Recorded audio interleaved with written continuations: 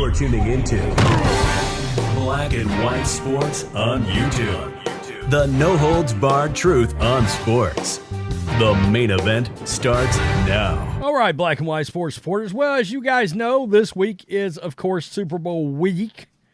And Roger Goodell has had to go out there and he's had to address the media masses to a point. Last night I did a video where Roger Goodell finally acknowledged the fan base, the part of the fan base, the NFL fan base that believes that the NFL may be rigged or scripted or manipulated in some way.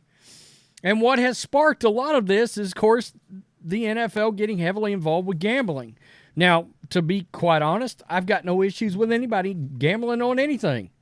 That's what you want to do, great. All right, I'm not one of these people that's anti-gambling at all. Right? But Roger Goodell made some comments, and he acknowledged that it's going to make people question certain calls and certain non-calls and certain crazy things that happen during games. We've talked about the Lions and Cowboys. We talked about the Bengals and the Chiefs from the AFC Championship game last season.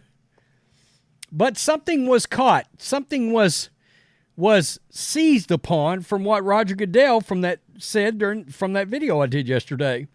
And so we're going to take a look at it because Roger Goodell said something that was just a flat lie. All right? And this was something the NFL did not have to get involved with if they so chose not to get involved. And that is the idea that the NFL had to embrace sports betting. They did not. They did not have to take one solitary red cent from any of those big casinos or any of these entities involved with betting.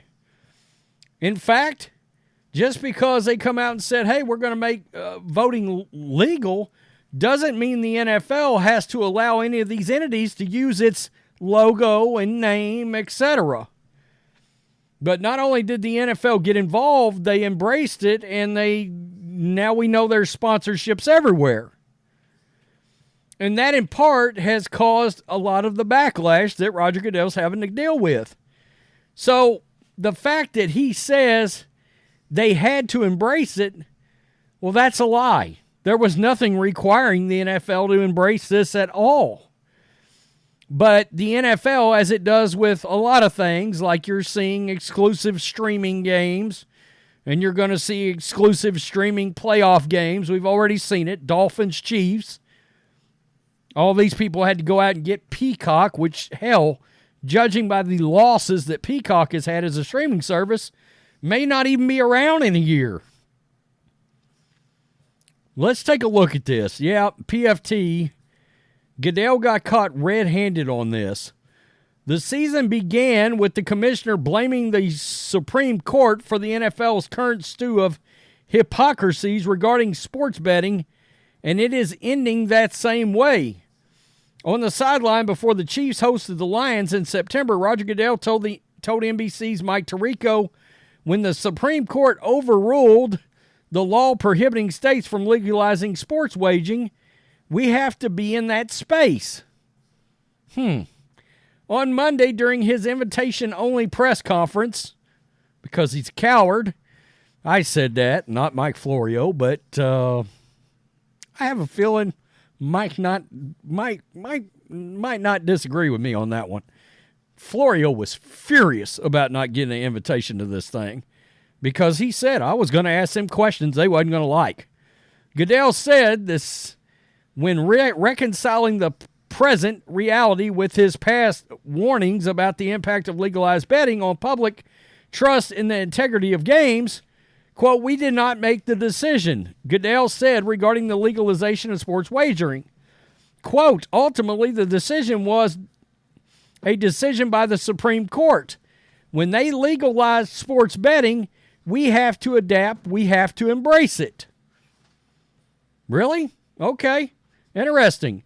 The first part is true. They did indeed have to adapt to a world in which legal sports wagering was mushroomed.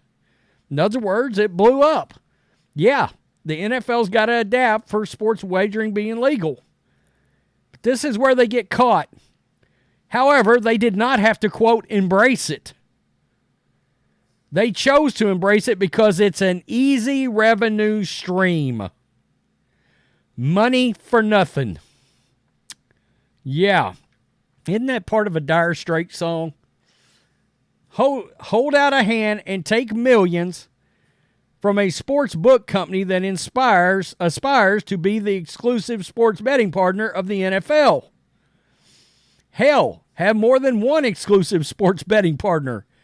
Have 7 of them, which the NFL had at one point. If you can pay the fee, you can be a partner too. The NFL could have shunned it. Indeed, just because something is legal doesn't mean you have to do it. Now, this is an interesting analogy, but I get the point. Mustard is legal, and Florio hates mustard. Sports betting is legal, and the NFL could have continued to hate it as much as the NFL did before it became legal. I can tell you right now, if they weren't so fully embraced and intertwined with it now, some of these questions about scripted games and rigged games would not be coming up now, okay? That's just all there is to it. All right? If the NFL had said, quote, we will work strenuously to protect our game against the influences of sports betting, but we refuse to ever profit from it.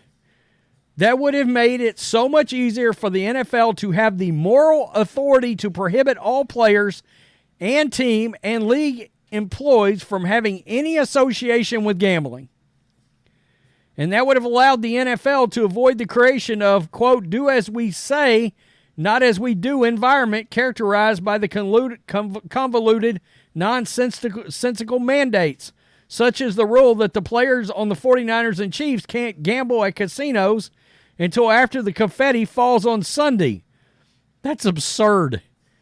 They can't go into the casino and play the slots until right after the game's over.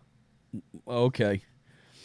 Or how about the rule that a player can place bets on his phone while standing outside the door to the facility, but that once he steps in, it's all of a sudden forbidden? That's like God telling Adam and Eve to go ahead and eat the fruit, but just make sure you stand over there to do it. I see the point. Goodell knows he's being hypocritical. He doesn't care.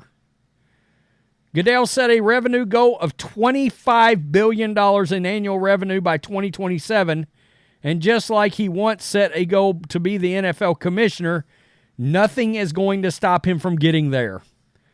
And the last thing that he's going to slow down the horse possibility as to gambling, the emperor's new clothes bought and paid for by gambling money are flapping in the breeze. So, yeah, a lot of good wordplay there, but I get where Mike was trying to go with that.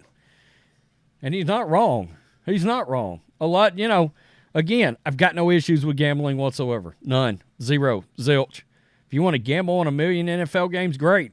One day, if it becomes legal in Texas, yeah, I'm probably going to be dabbling myself. I'm not going to kid you on that. But the point is, once you became so interlocked and intertwined with it, especially for financial gain as a league, then you opened up the questions. And the one thing that he come out and said, we had to embrace it. No, that's a lie. That's a lie.